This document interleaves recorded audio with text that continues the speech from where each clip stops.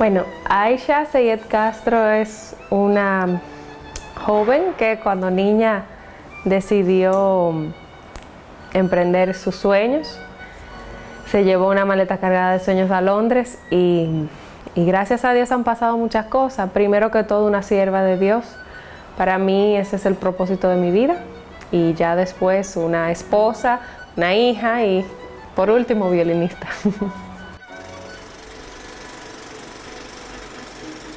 Bueno, mi padre es pakistaní, se nacionalizó dominicano, de hecho, a él le encantaba este país, él ahora reside en Dubái y realmente fue un excelente padre para mí en términos de la relación hija-padre.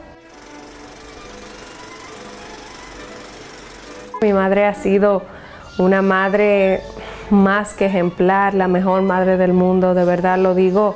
No solo por decirlo, pero ella ha sacrificado tanto de su vida, tanto de su tiempo, de su talento, porque en vez de ella quizás explotar los de ellas, ella ha querido pues ayudar a sus hijos a realizar sus sueños. Entonces yo aprecio muchísimo eso que ella ha hecho por nosotros.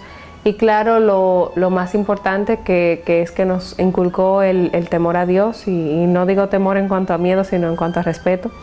Mi madre siempre quiso ser violinista cuando chiquita y ella me contó que un día estaba con su hermana pequeñita y estaban cortando algún tubérculo y cuando fue a cortar se llevó un pedazo de dedo y mi tía se lo pegó con algo muy extraño, pero con algo que como que medio se lo pegó así porque se llevó la mitad del dedo y después de ahí ella no ha podido tocar nunca, presionar nada. Entonces para el violín, porque como son 4 cuerdas bastante finas que pueden hasta cortar a uno si uno no tiene la práctica bien compuesta, ella tuvo que dejarlo y bueno, pues nos pasó ese sueño en cierta manera a nosotras.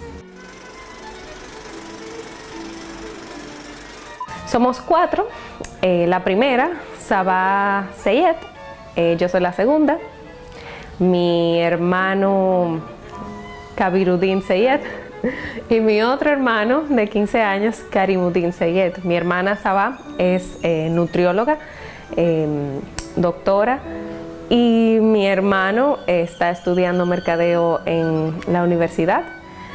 Y mi hermano más pequeño, claro, está en la escuela y es un apasionado del fútbol. Él en Londres era tremendo jugador y siempre el fútbol para él está ahí arriba con sus otras pasiones. Así que esos son mis hermanos. Bueno, mi esposo es economista de profesión, estudió en Estados Unidos y en Londres con su maestría allá en políticas públicas. Es un hombre que le encanta leer, le encanta nutrirse, le encanta todo lo que le aporte en cuanto a conocimiento y realmente para mí es un privilegio tenerlo al lado y poder aprender de él, de tantas cosas que él sabe y su forma de ser y demás. Bueno, mi niñez fue en Santiago, allá duré hasta los 13 años, hasta que me fui a Londres y fueron unos años llenos de muchas cosas lindas, muy familiares, con mucha práctica aún así, y muy llenos de disciplina. Recuerdo que aunque sí viví en Santiago en esa época, a la edad de 8 o 9 años, yo le digo a mi madre que yo debo de mudarme a la capital con mi profesor de violín y su familia para poder practicar 8 horas diarias y que yo no podía ir a la escuela. Entonces mi mamá me escuchó y mi mamá de hecho me permitió hacerlo por un periodo prolongado, pero claro, sí tenía que ir a la escuela. Entonces iba unas 2 o 3 veces al mes como mucho. Pero aún así pasé todos mis exámenes súper bien y gracias a Dios por esa escuela que ya no existe en Santiago, el Instituto Cristiano Abba, que me permitió hacer eso y por eso pude desarrollar unas habilidades en cuanto a la técnica violinística que quizás no las hubiese podido desarrollar. ya que pude practicar por un periodo prolongado todos los días y tener pues esas lecciones con el profesor Hipólito Javier, a quien le tengo muchísimo cariño y le agradezco grandemente.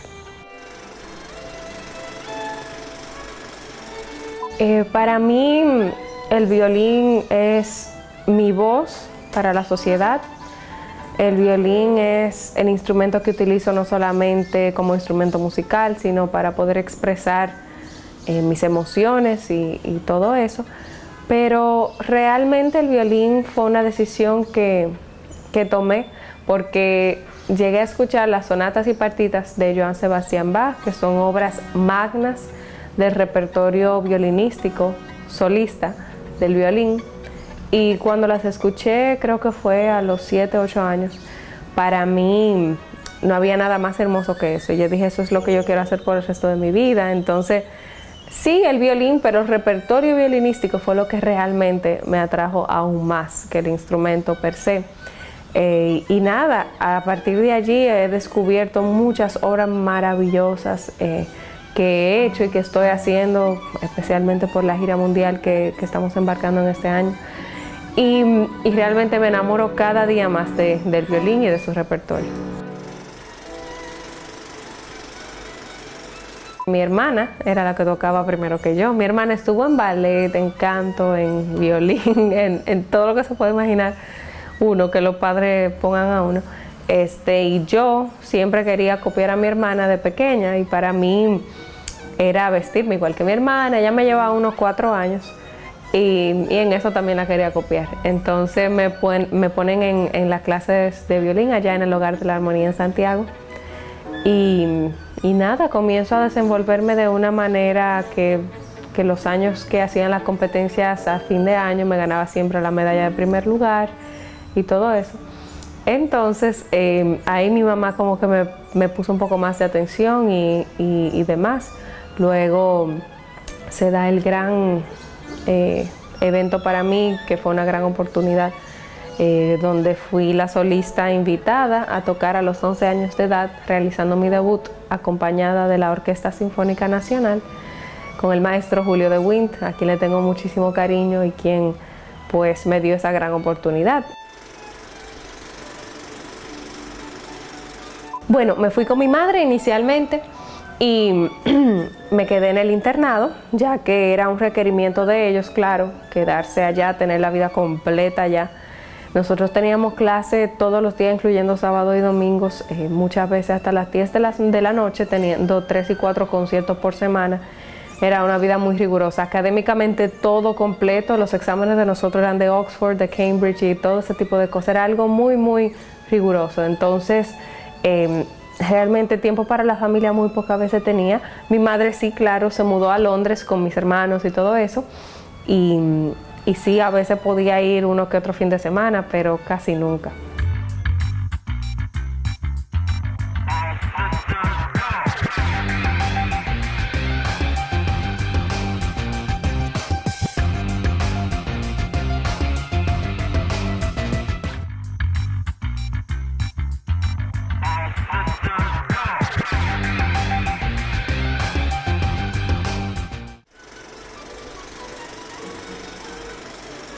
Convertirme en la primera latinoamericana en ser admitida en la Yehudi Menuhin School de Londres fue, claro, un grandísimo privilegio. Detrás de ese gran logro hay muchas personas y primero que todo está Dios, quien por su gracia me dejó entrar en esa prestigiosísima institución, pero sí debo de mencionar a todos mis maestros y maestros dominicanos, porque previo a esa audición solo dominicanos eran mis maestros y realmente pocas veces se le agradecen a los maestros por la gran labor que hacen. Entonces yo quiero tomar este momento especial y agradecerle a todos y cada uno de ellos, que fueron bastantes, incluyendo al maestro Caunex Peguero, al maestro Hipólito Javier, al maestro Jacinto Gimbernal y muchísimos otros más que contribuyeron con esa gesta. Pero primero que todo, gracias a Dios, fue un gran privilegio y lo tomé como una gran responsabilidad.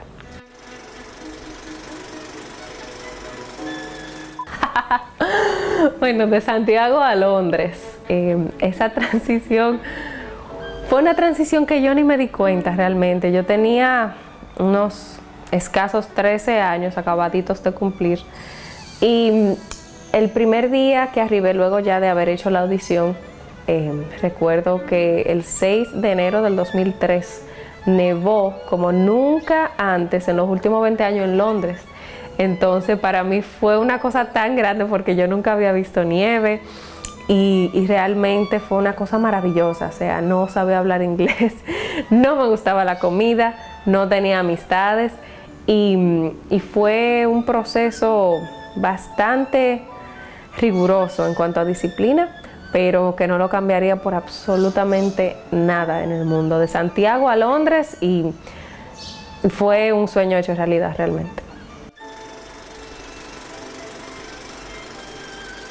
En la Yehudi Menuhin School comencé a los 13 años de edad y duré allá hasta los 19, becada por el gobierno británico y el programa de ellos del Music and Dance Scheme. Realmente yo estoy sumamente agradecida a Inglaterra, a Londres, al gobierno y a la realeza británica quienes me dieron la beca tanto para la escuela como para la universidad posteriormente. Y allá fue una formación integral de una manera muy radical, si se pudiese decir, porque nos levantaban tempranito. Lo primero que teníamos que hacer, claro, desayunábamos y luego de eso todos los días la primera hora era dedicada a la práctica, 1 hora de práctica, y si no estaban practicando venían con unas reglas a dar reglazos y demás. Entonces era bien disciplinado.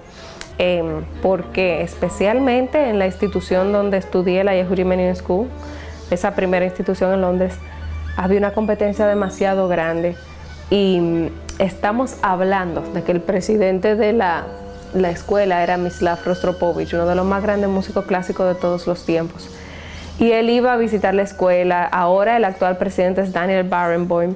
O sea, estamos hablando de lo más alto dentro de la música clásica y había mucha presión.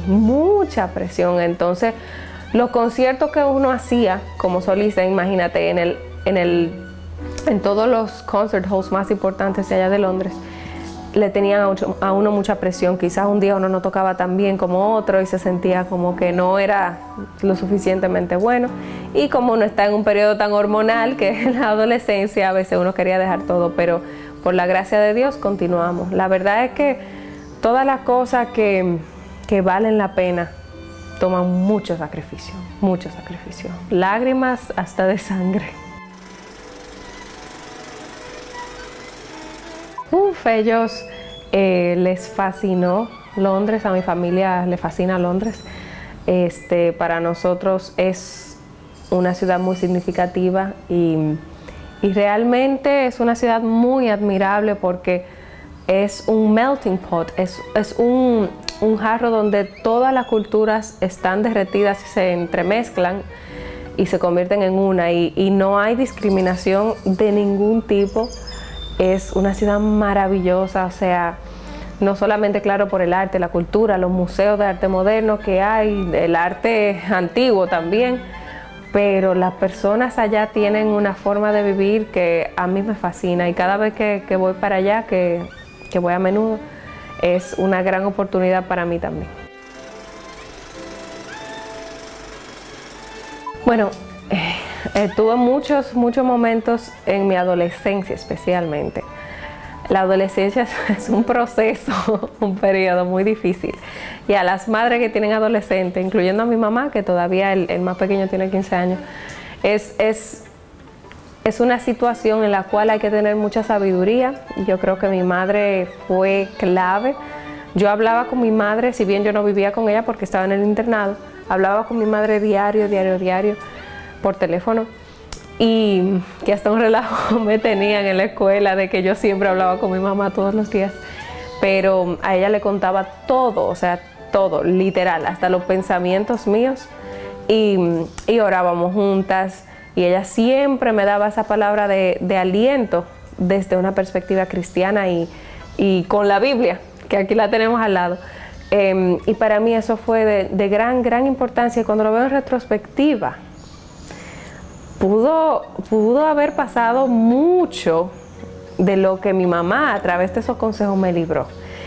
Y fueron realmente bendiciones. Una vez como hijo, inclusive aún ahora, porque mi mamá es bastante mamá pollito, aunque soy una mujer casada, ella me trata a veces como una niña. Pero yo se lo agradezco porque realmente es una bendición tener a su madre y que ella quiera ayudar a uno. Pero tienen que tener mucha sabiduría porque es un periodo, la adolescencia, muy, muy difícil. Y sí, claro, tuve periodos en los cuales quería dejar absolutamente todo. Bueno, a los 15 años de edad, nosotros, hasta ese punto, hasta los 15 años de edad, yo no realmente quería mucho que ver con religión. Para mí sí, Dios podía existir, pero realmente no era una prioridad en mi vida. Yo buscar una relación con Dios, entregarle mis cosas a Dios. Simplemente vivía una vida bastante egocéntrica, que aún a los 15 años es posible. Y vine de vacaciones desde Londres para acá con mi familia a Santiago y tuvimos un pequeño choque, un accidente de carro. Y estábamos todos bien, pero mi mamá, la única persona que tenía para llamar, era una señora cristiana. Entonces mi mamá la llamó y le dijo que se sentía mal, que lo que había pasado, y entonces ella fue a socorrernos. Y de hecho ella nos llevó a la iglesia porque justo ese día había un estudio bíblico.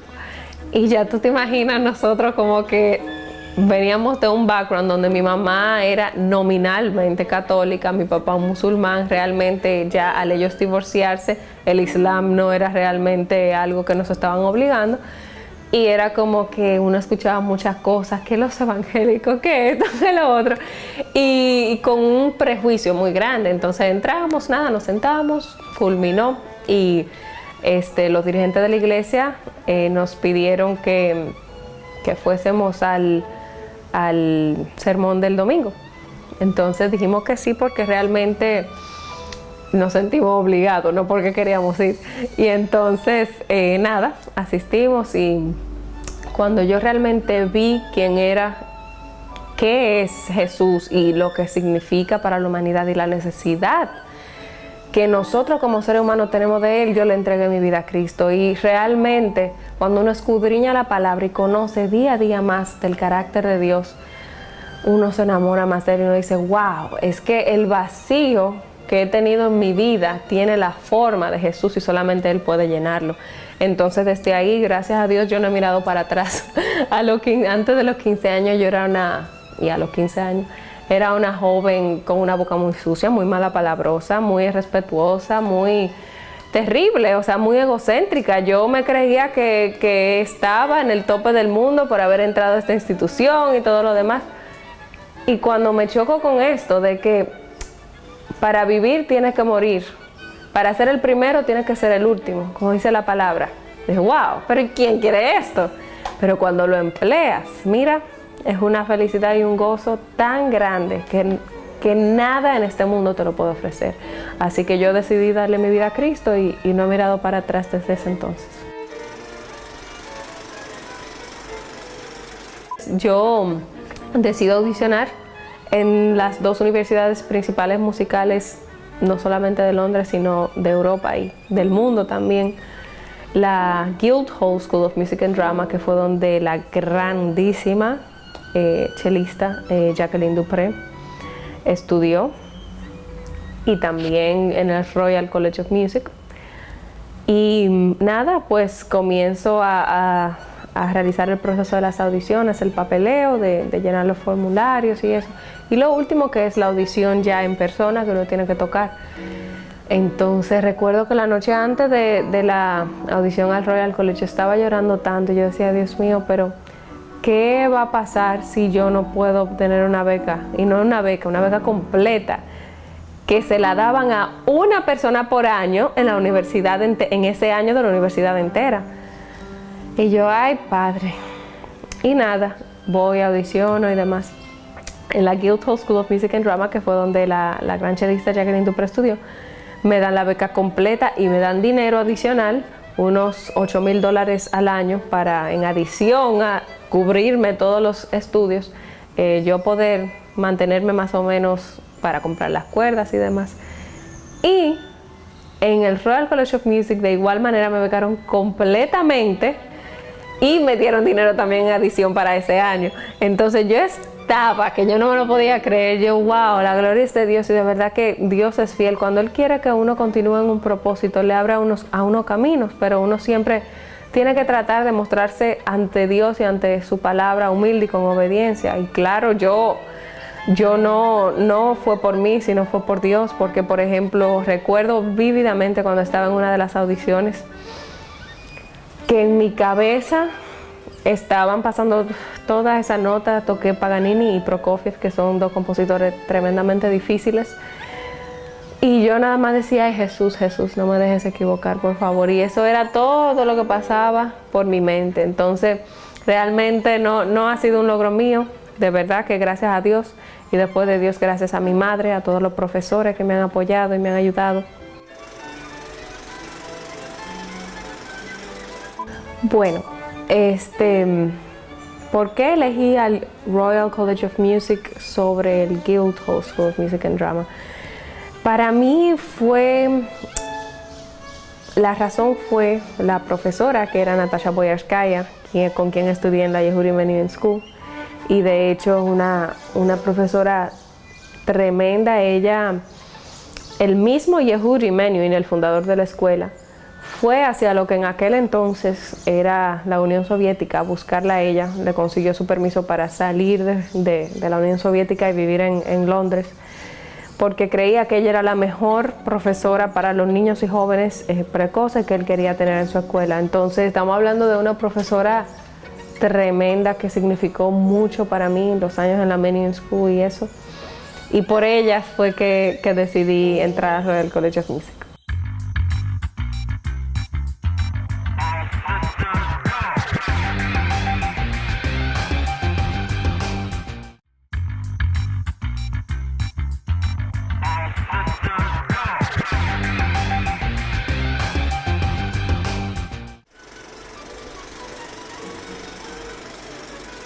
Me reconocieron como embajadora de buena voluntad honorífica para mi país, para la promoción cultural de mi país. Es algo que, si bien es honorífico, me lo tomo muy a pecho, ya que oficialmente llevo mi bandera alrededor del mundo. También el profesorado honorario de la Universidad Autónoma de Santo Domingo. Estamos hablando de la casa de estudios más antigua del Nuevo Mundo, de América completa. Y también el ser embajadora de LEALA, una organización norteamericana la cual busca promover los valores y la literatura latinoamericana en Estados Unidos, específicamente en Los Ángeles. Otros embajadores incluyen a Carlos Vives, a Gustavo Dudamel y demás artistas y personajes, para abogar por el hecho de que sí, estamos en Estados Unidos, vivimos allá, pero tenemos nuestra cultura latina, la cual queremos preservar. Aparte de eso, claro, están los premios Soberano y Casandra que me he ganado, que son 5 ya. Mira, yo estoy feliz porque el año pasado fue tremendo. Toqué con muchas orquestas, viajé hasta China y este año está fabuloso y de verdad que me llena de gozo decirlo, porque mi pasión es tocar conciertos. Y para yo ver ese itinerario que tengo, a veces yo como que respiro hondo y digo, bueno, hay mucho trabajo que hacer, pero yo feliz, porque esa es la felicidad mía en términos de profesión.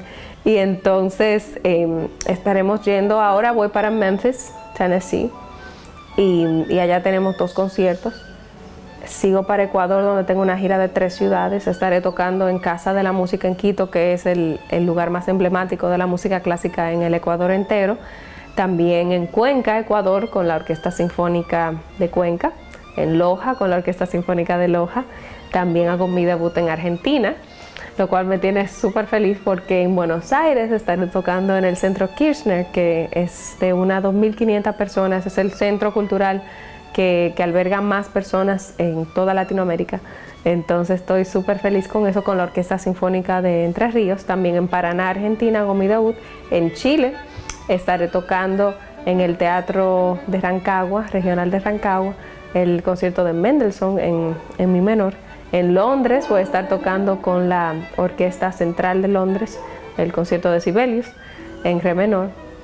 Y bueno, recién estuvimos en Cuba tocando el concierto de Mozart número 3 en La Habana y el de Martinaitis número 2 en Italia también. Y claro, tenemos, aparte de lo que es la gira de orquestas sinfónicas, también la gira de los recitales, que me estará llevando a Japón, a Corea, a Ámsterdam, Praga, en Tel Aviv, Israel. Entonces yo estoy súper feliz. Yo sé que yo no voy a estar en mi casa por mucho tiempo, pero de verdad que me encantan los conciertos, me encantan.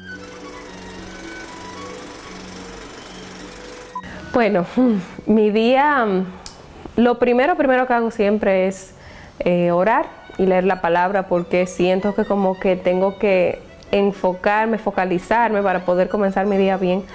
Como bastante. Y después de eso, pues el resto de mi día está confeccionado en torno a mi práctica. Tengo que hacer las horas de mi práctica sí o sí, excepto domingos, que no practico los domingos. Y ya, si tengo esas horas de práctica y me han pedido otros compromisos en torno, si puedo los hago y si no, no puedo. Pero para mí la práctica es esencial, porque ¿qué? Como te digo, está excelente, qué portada de revista, qué entrevista y todo, pero todo eso llega a raíz de que tú practicas, tocas bien en los conciertos y la gente quiere ir a verte. Pero ¿qué pasa si no practicas y descuidas lo que esencialmente es lo que estás haciendo? Entonces trato de cuidar mucho esa parte. Cuando estoy de gira, es una cosa, bueno, tenemos usualmente los ensayos con las orquestas programados ya, los ensayos con los pianistas programados ya, el concierto o los conciertos, por ejemplo en Cali, que toqué con la Orquesta Filarmónica de Cali, fueron 4 conciertos consecutivos, jueves, viernes, sábado y domingo. El concierto de Brahms, que es un concierto precioso, que de hecho es el que voy a estar tocando en Argentina. Y allá tenía un compromiso de entrevistas y eso, que de hecho fue mucho más fácil porque la entrevista, lo que salió en el periódico fue algo que ellos mismos resolvieron ellos, entonces yo no tuve tantas cosas que hacer excepto practicar.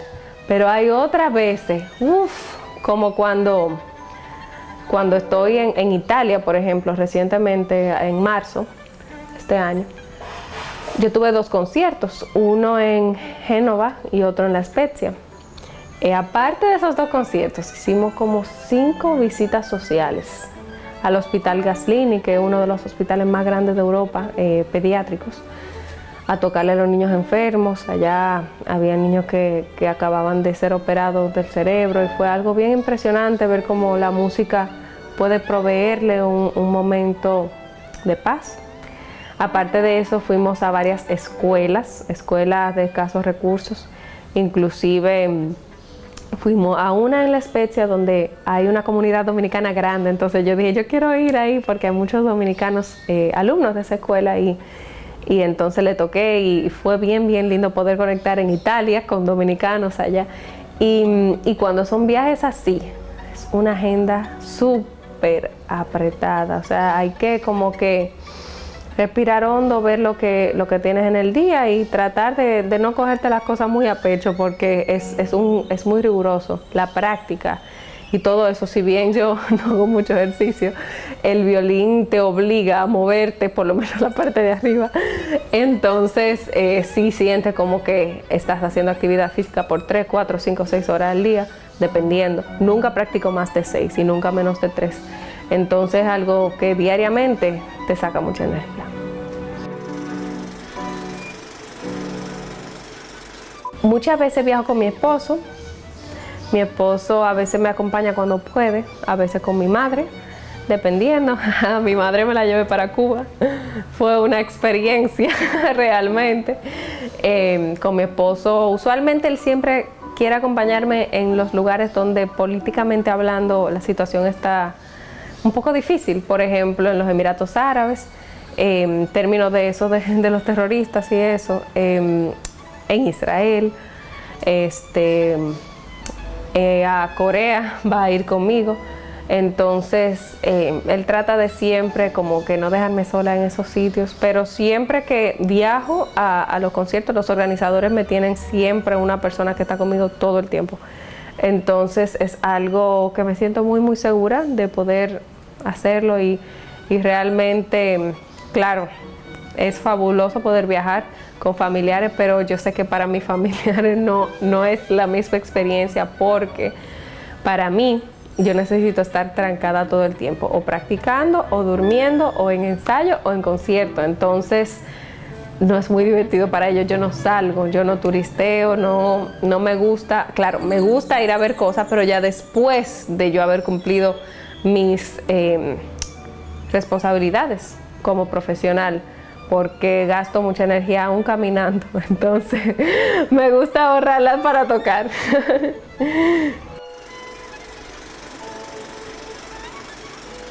Para mí el lado de lo que es lo que llaman ser celebridad y eso, no es nada que mueva mi persona en ningún área. Porque es que el área de la música clásica, ese género, no es un género que se busca elevarse a sí mismo, sino elevar la música y el repertorio que uno interpreta. Entonces ya ahí hay un conflicto de intereses si tú lo que quieres es tener una figura pública y demás. Lo de la figura pública ha tenido que obviamente ir a la par, especialmente por promociones de conciertos, campañas publicitarias, embajadora de esto, de lo otro. Entonces algo que casi obligatoriamente ha tenido que entrarse en esas cosas. Pero no es algo que me interesa. Mira, mi familia no tenía ningún estatus social, económico, mucho menos. Y a mí me encantó la música por el solo hecho de haber oído esas sonatas y partitas de Bach sola cuando tenía 7, 8 años. Yo lo que creo es que debe haber más exposición al arte en general. De hecho, el país yo creo que ha progresado muchísimo. O sea, tenemos grandes pintores, grandísimos pintores. Tenemos muy, muy buenos artistas en todos los géneros, realmente. Lo que pasa es que, claro, hay que ver las cosas como son. El arte clásico, de la música clásica, es la música clásica de Europa. Y claro, ya posteriormente música clásica contemporánea del resto del mundo.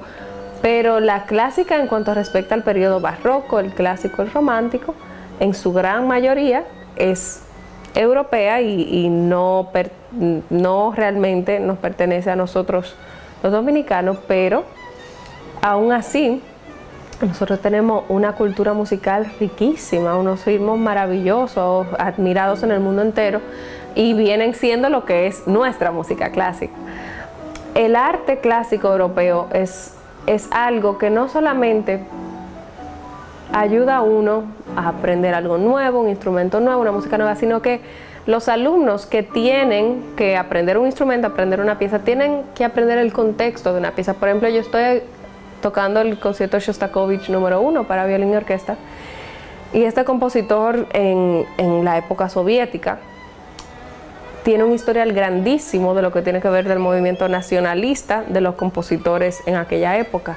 Entonces cada pieza tiene su historia. El beneficio no solamente, ay, qué lindo que el niño toca el violín o el piano o lo que sea, sino, ah, mira qué bien, toca esta pieza y conoce el contexto historial de la misma. Se han hecho muchos estudios sobre el efecto de la música clásica en el cerebro, en el comportamiento, y es algo que en la niñez y en la juventud son cosas que los padres y los maestros quieren controlar. Entonces, si hubiese más exposición a la música clásica, yo creo que sería una bendición muy, muy grande para este país. Yo sé que se están haciendo muchas más cosas hoy en día y eso me llena de orgullo. A través de la Fundación Music for Life, que es nuestra fundación, desde el 2010 que la fundamos y que fue una gesta en conjunto con mi queridísimo don Félix Vinicio Lora y Carmen Luz Beato. Hemos visitado cárceles, incluyendo las de Najayo, hombres y mujeres, la de Rafael en Santiago, hospicios, un sinnúmero de hospicios, orfanatos, el hogar de Doña Chucha, estuvimos por allá. Y realmente el motivo era llevar la música clásica a esos lugares donde usualmente no llega. De igual manera hemos visitado escuela pública hasta en Guachupita. Entonces para mí eso es algo que siempre ha estado muy presente, el poder llevar la música clásica a esos rincones del país que quizás no tienen el acceso.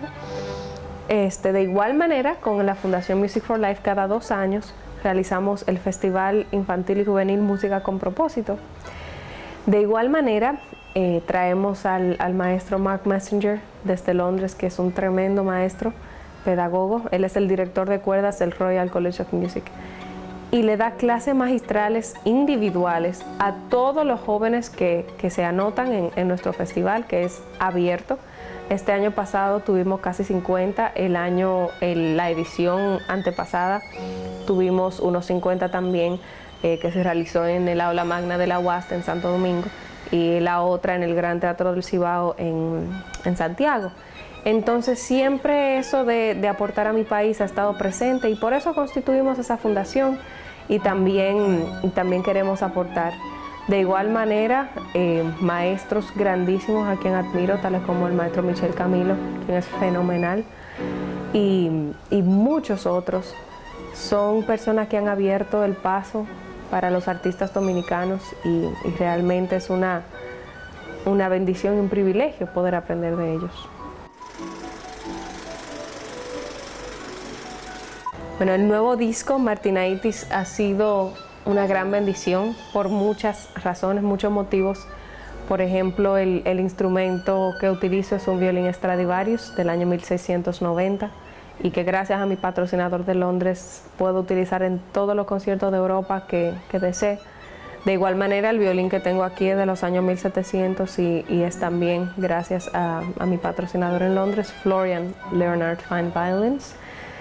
Y no solamente eso, sino que la obra central del disco, que es el concierto para violín y orquesta de Algirdas Martinaitis, fue dedicado a mi persona y tuve el gran privilegio y honor de hacer la premier mundial, el estreno mundial en Lituania, en el National Philharmonic Hall, y grabarlo en ese mismo salón de conciertos que es prestigiosísimo, junto a una orquesta maravillosa que es la Lietuvos Kamerinis Orchestras, quienes han acompañado al fundador de mi escuela, Yehudi Menuhin, que ya murió, a Rostropovich, a Janine Jansen, a Gidon Kremer, a Evgeny Kissin, a Misha Maisky, que son personas que si bien tienen casi el doble de mi edad, son estrellas gigantescas de la música clásica.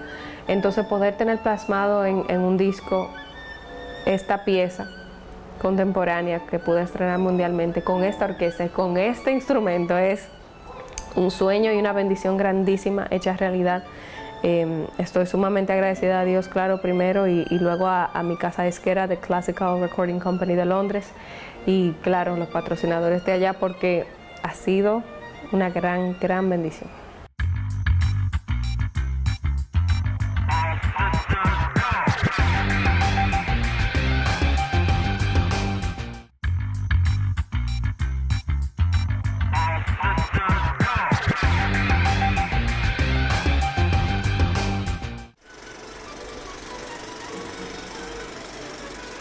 A mí me fascinan muchísimos merengues, muchas bachatas, o sea, los ritmos y las armonías e inclusive el virtuosismo con que algunas personas tocan la guitarra, el acordeón es tremendo. O sea, yo a veces que escucho digo, wow, mira eso.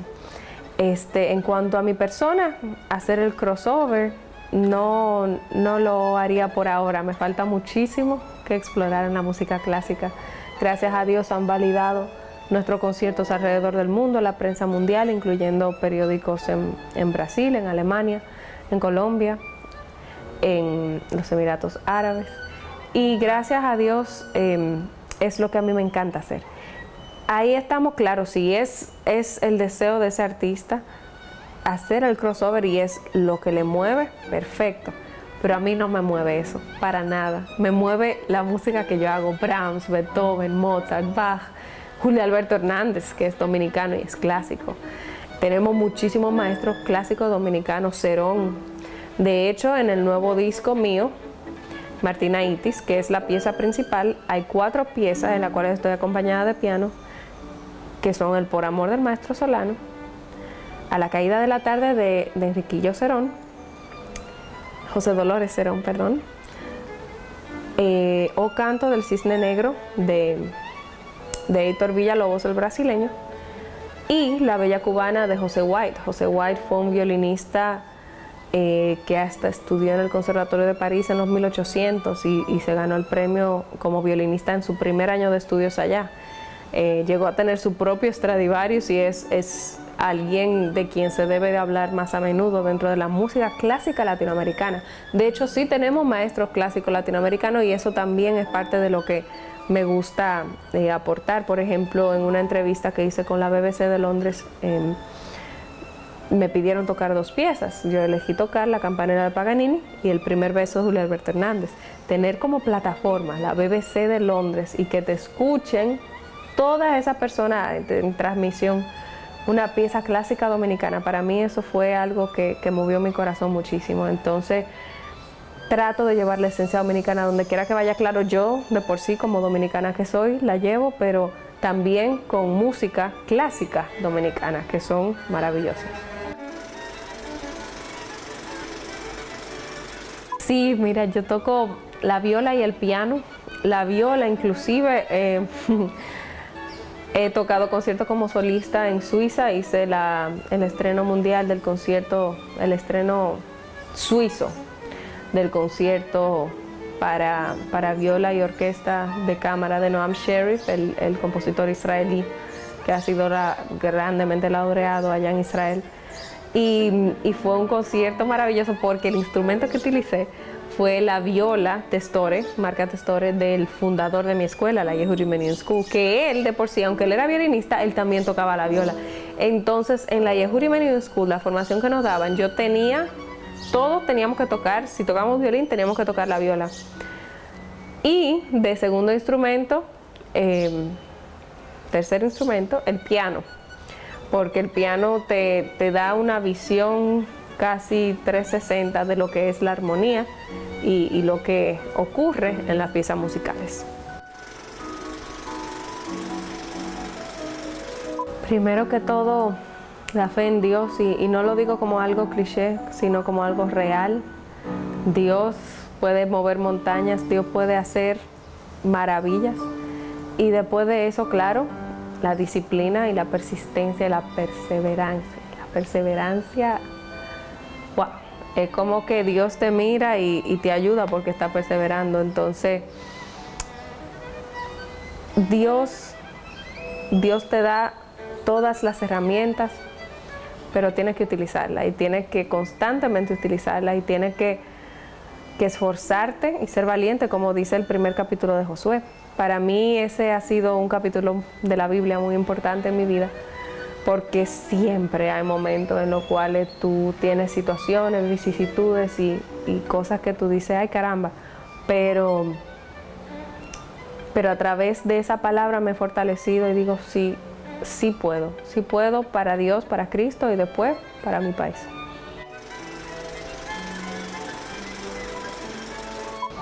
Muchas cosas, muchísimas cosas.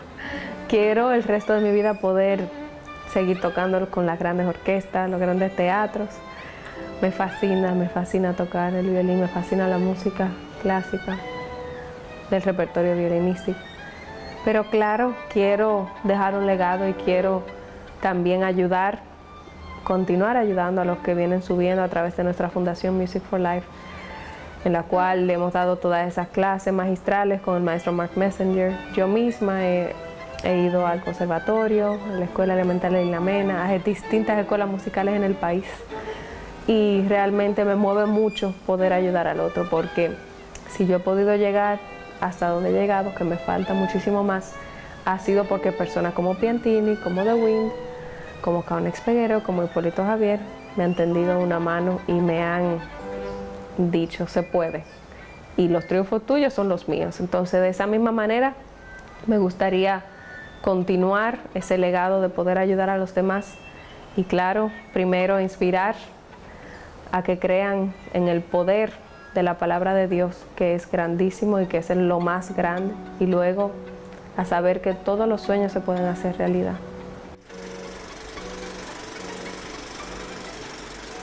Bueno, ¿qué te digo? Yo respeto muchísimo como músico y como compositor, debo decir, a Juan Luis Guerra, y me encanta su música, especialmente porque sé que es cristiano y siempre hay cierta reverencia en la lírica de él. Y eso, entonces de vez en cuando sí puedo estar escuchando algo de él, claro está. Pero generalmente no bailo mucho. Lamentablemente como que no lo practiqué mucho ni en mi niñez ni en mi juventud. Entonces creo que estoy un poquito oxidada. También que en eventos sociales, casi nunca voy a eventos sociales. Entonces para mí es un poco como que incómodo. No sé si es vergüenza, probablemente es vergüenza, que me siento incómoda teniendo que bailar delante de la gente, como que, ay, qué sé yo. Entonces prefiero quizás escuchar algo y estar tranquilita comiéndome un helado, pero de ahí a bailar en público, quizás no. ¿Qué me hace llorar? Bueno, yo también soy muy, ¿cómo te digo? Conecto mucho con las emociones de la persona. Si la persona al lado mío está llorando, es muy probable que yo llore también. Si está riendo, es muy probable que me ría con ella también. Pero me da mucha impotencia ver que en las calles de este país hayan niños pidiendo dinero en días donde tienen que estar en la escuela. Me da mucha impotencia ver que porque no tienen seguro médico, un niño que tiene que operarse del corazón muera porque simplemente, obviamente, no va a tener el dinero para comprar un corazón. Me da mucha impotencia, mucha injusticia, pero el Dios soberano de allá arriba se encargará de todo y realmente la niñez y la vejez son lo que más me preocupan. Nosotros visitamos hace ya un tiempo un hospicio acá y el estado en el que estaba, claro, las personas que lo manejan tratan de hacer lo mejor posible, pero tienen tan poco presupuesto para eso. Entonces, si hay dos cosas que me hacen llorar es muchas veces el estado de cierta parte de nuestra niñez y la vejez. Yo creo que como país hemos mejorado mucho, la economía ha crecido y demás, pero no debemos de olvidarnos que somos seres humanos y que realmente todas las estructuras, tanto económicas como políticas, están allí para ayudarnos los unos con los otros. ¿Qué me hace feliz? Comer me hace feliz. Mira, mi mamá y yo. Nosotras tenemos un dilema, porque nosotras decimos, mira, pero es que como que uno va a estar a dieta si comer es una de las cosas mejores del mundo, uno de los mejores placeres del mundo. Pero claro, hay que cuidar su salud y hay que también cuidar el espíritu en términos de no ser muy goloso, porque hay veces que yo no tengo hambre, pero sí tengo deseo de comer algo. Entonces soy loca con los dulces, loca con las frituras, que no las puedo comer. Porque tengo que tener cuidado y es un dilema, realmente me fascina comer. Mi esposo me dice que hay que agarrarme cuando yo acabo de comerme algo que me gusta, que ahí es que yo estoy feliz, que él me puede decir lo que sea, porque si no, pero si comer me hace feliz, me fascina poderme pasar tiempo con mi familia, yo, o sea, literalmente haciendo nada, no tiene que ser yendo a la playa o comer a algún sitio, sino estar en la casa, hablar con mi hermana, relajar, eso me hace súper feliz. Yo tengo 2 hermanos varones que son súper chistosos. O sea, chistosos al punto de que hacen producciones de video imitando O sea, ellos imitándome a mí, imitando a mi mamá y todo eso, y es una cosa que da una risa grandísima y después no lo ponen y hacen una producción total así, no lo enseñan en familia. O sea, mi familia es súper chistosa. Nosotros somos casi salidos como de esa familia de chistes de películas de comedia de Hollywood, pero me encanta pasar tiempo con ellos, comer y si son las dos cosas combinadas, mejor todavía.